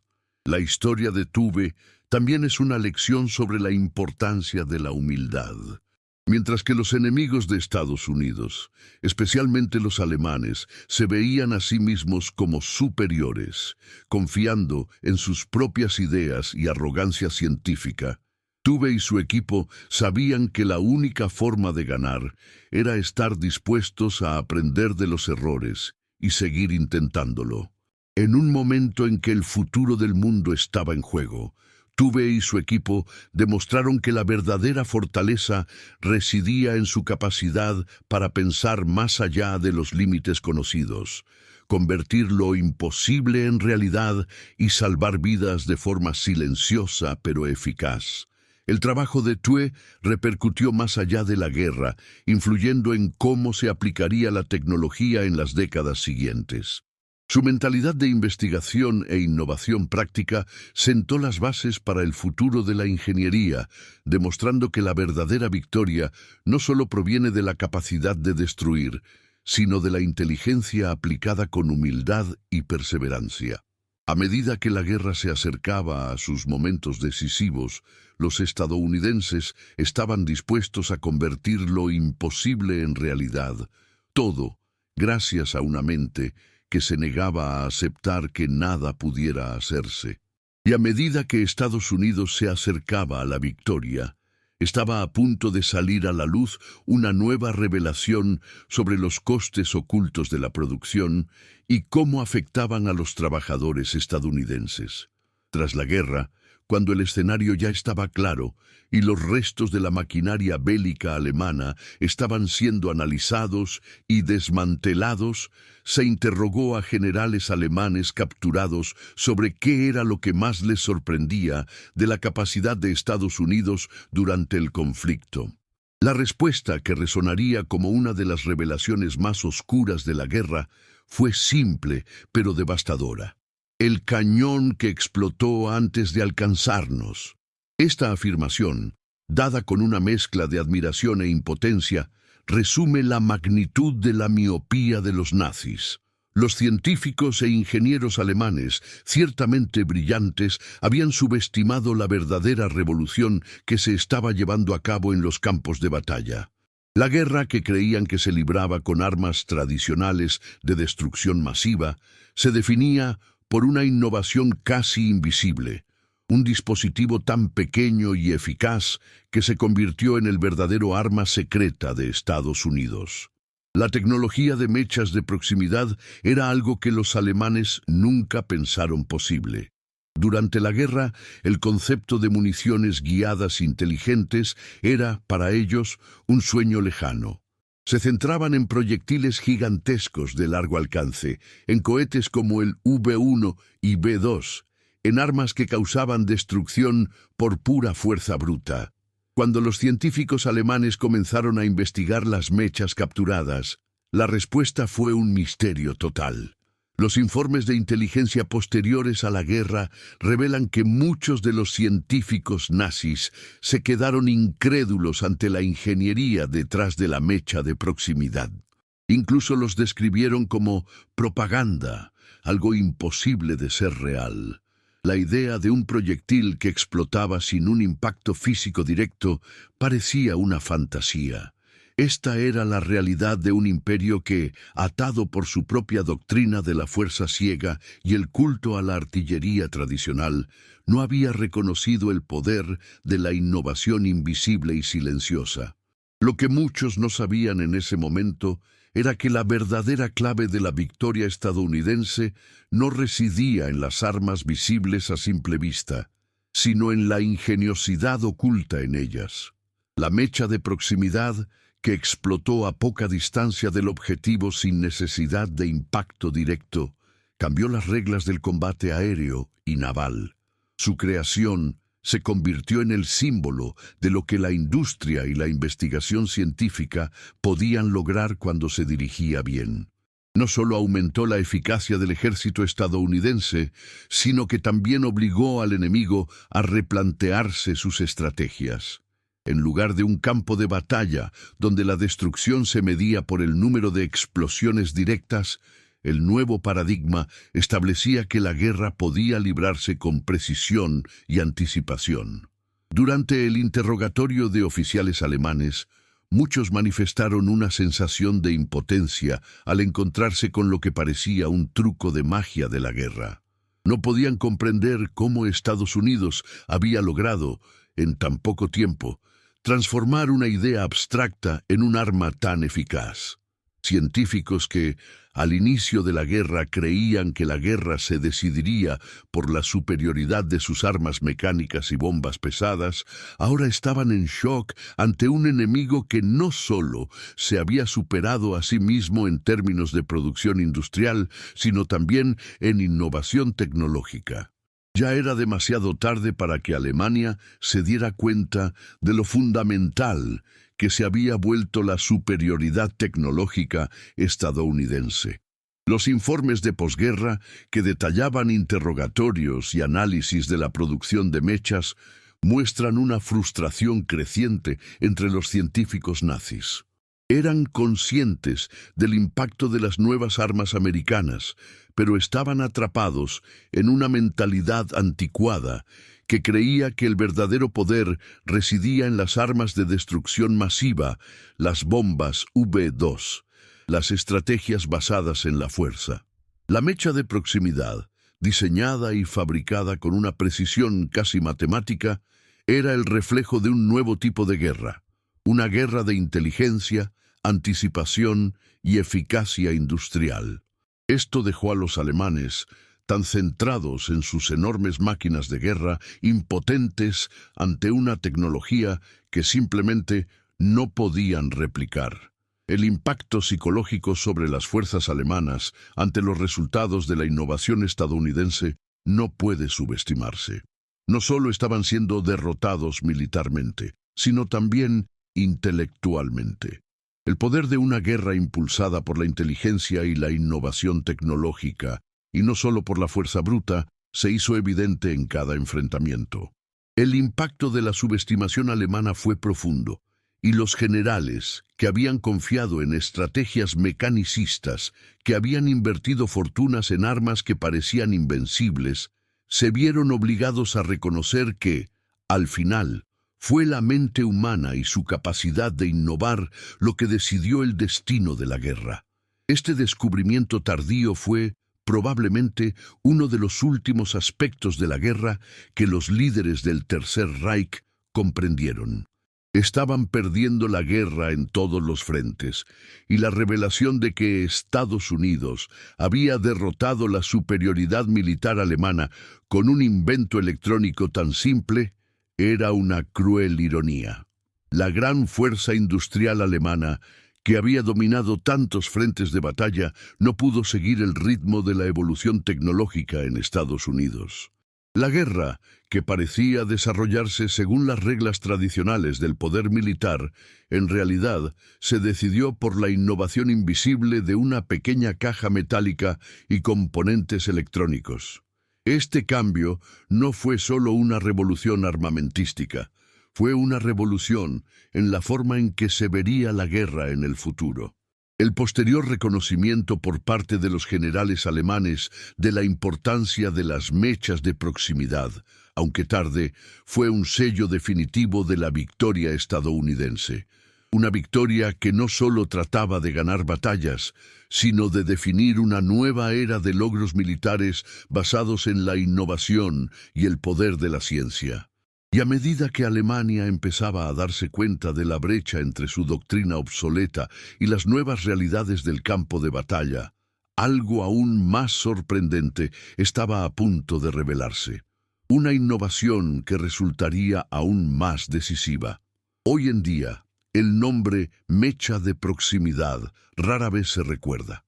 No aparece en películas bélicas, ni en monumentos erigidos en honor a grandes logros militares. Pero su influencia, silenciosa e invisible, ha moldeado todos los sistemas de defensa modernos. La mecha que transformó la guerra en el Pacífico y Europa, que alteró la dinámica de la artillería y la aviación, no solo revolucionó las tácticas militares, sino que también desencadenó un avance tecnológico que resonaría en décadas posteriores, influyendo en el desarrollo de misiles guiados, sensores automáticos e incluso tecnologías civiles. La lección de la mecha de la proximidad no se limitaba al campo de batalla. Enseñó al mundo que a menudo es en bibliotecas, fábricas y laboratorios donde realmente se ganan las guerras. Lo que ocurrió en el panorama militar de la Segunda Guerra Mundial es un microcosmos de una verdad universal. La guerra no solo se libra en las trincheras, sino también entre bastidores, donde la mente humana y la innovación tecnológica juegan un papel crucial. Lo que parecía una simple modificación de munición se convirtió en una de las herramientas de combate más poderosas, transformando la forma en que los conflictos se llevarían a cabo en el futuro. En esos primeros momentos en que los proyectiles empezaron a explotar antes de alcanzar su objetivo, los enemigos de una nueva era quedaron en shock. Pero mientras las fuerzas alemanas estaban atónitas, Estados Unidos estaba construyendo en secreto una ventaja tecnológica que no sería fácil de superar. El legado de la mecha de proximidad, como concepto, es uno de los hitos de la evolución tecnológica militar que muchos olvidan. La ironía, por supuesto, es que aunque las armas visibles y las grandes hazañas de destrucción masiva suelen celebrarse, son las innovaciones invisibles y poco valoradas las que realmente cambian el curso de la historia. La mecha de proximidad fue el primer paso en un viaje de avances que culminaría en misiles guiados, sistemas de defensa que hoy protegen a naciones enteras y sensores que permiten a nuestros dispositivos civiles comunicarse de formas antes inimaginables. La mecha que explotó antes del impacto, un invento que parecía sencillo, acabó redefiniendo la guerra moderna y sus estrategias. Este concepto, que se difundió discretamente por los campos de batalla, se convirtió en la base de tecnologías posteriores, como las que nos protegen hoy en sistemas antimisiles e incluso en la industria de sensores, utilizadas en campos tan diversos como la medicina y la automatización industrial. En los años 40, el mundo fue testigo del nacimiento de un nuevo tipo de tecnología que por su invisibilidad se volvería ubicua. Como predecesora de las innovaciones que siguieron, la mecha de proximidad fue la prueba de que, cuando la ciencia y la industria se unen conjuntamente, los resultados pueden ser revolucionarios. Aunque no es un nombre que resonara como otros iconos de la Segunda Guerra Mundial, como el Enigma o el Proyecto Manhattan, la lección del fusible de proximidad es una de las más infravaloradas de la historia. Lo que parecía una solución técnica a un problema específico se convirtió, con el tiempo, en la piedra angular de muchos de los sistemas de defensa que utilizamos hoy. Este concepto no solo redefinió la artillería, sino que también, en términos más amplios, ilustró el impacto de las innovaciones tecnológicas cuando se realizan de forma meticulosa y estratégica. Es interesante señalar que al final de la guerra, las lecciones extraídas de las innovaciones tecnológicas no solo se aplicaron en el campo de batalla, sino que continuaron evolucionando en tiempos de paz. El legado de la mecha de proximidad impregnó otras áreas, con Estados Unidos liderando una revolución en la industria de defensa a la que más tarde se unieron otras potencias mundiales. Pero más importante aún, la fusión de la proximidad nos recuerda que las guerras no se ganan solo con estrategias militares, sino con ideas que desafían las limitaciones de lo que se cree posible. En este sentido, la victoria estadounidense no solo fue en el campo de batalla, sino también en la ciencia, la ingeniería y la capacidad de ver más allá de los límites de la tecnología existente. Sin embargo, la lección más importante que el mundo ha olvidado, quizás, es que la verdadera victoria no es solo cuestión de destrucción física, sino de la capacidad de transformar el conocimiento en poder real. La victoria fue, de hecho, una victoria de ideas sobre la fuerza bruta, de la inteligencia sobre el poder militar ciego. La mecha de proximidad no es solo una historia de guerra, es la historia de cómo la mente humana, en sus formas más brillantes y humildes, puede cambiar el curso de toda una era. Pero, como todo en la historia, hay más detrás de ello. Y aunque la historia de la mecha de proximidad está llena de lecciones, una revelación aún más sorprendente espera ser descubierta. ¿Qué ocurrió tras su implementación masiva? ¿Y cómo repercutieron los efectos de esta innovación, no solo durante la guerra, sino también en las décadas siguientes? Lo que parecía el fin de una era, en realidad, apenas estaba comenzando. La mecha de proximidad, un invento que parecía tan simple a primera vista, era en realidad la clave para el colapso de una ideología militar arrogante y obstinada. Mientras que Estados Unidos producía 70,000 unidades diarias, Alemania, con su dependencia de su artillería pesada y sistemas mecánicos anticuados, se encontraba cada vez más incapaz de reaccionar al poder industrial y tecnológico estadounidense. En una guerra marcada por la brutalidad y furia de grandes batallas, el verdadero poder era silencioso, invisible, operado por soldados que apenas entendían su propia arma. Sin embargo, fue esta pequeña cápsula de cobre y cristal la que cambió el rumbo sin ceremonias. El concepto de fuerza masiva, aplicado con precisión, no solo cambió la guerra, sino que demostró que la verdadera ventaja de una nación no reside en el tamaño de sus armas, sino en la capacidad de convertir ideas en realidad. La gran lección que queda de este viaje es que, al final, la guerra no se gana solo con tácticas en el campo de batalla, sino con la capacidad de pensar más allá de lo que parece posible. La logística determina la estrategia, y el volumen bien aplicado prevalece sobre la táctica más sofisticada. Lo que Estados Unidos demostró con la mecha de proximidad fue que la verdadera victoria en una guerra moderna no es la destrucción física del enemigo, sino la capacidad de producir soluciones rápidas y efectivas de forma constante e industrial. Mientras los alemanes, con toda su habilidad científica, se hundían en las luchas internas y la arrogancia tecnológica, los estadounidenses aplicaron sus lecciones y usaron sus fábricas como el verdadero campo de batalla.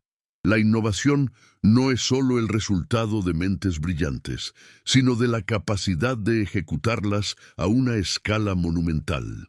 Y para resumir la ironía de esta historia, citamos a un oficial alemán tras la guerra, cuando se le preguntó por la derrota. Fuimos derrotados por camiones.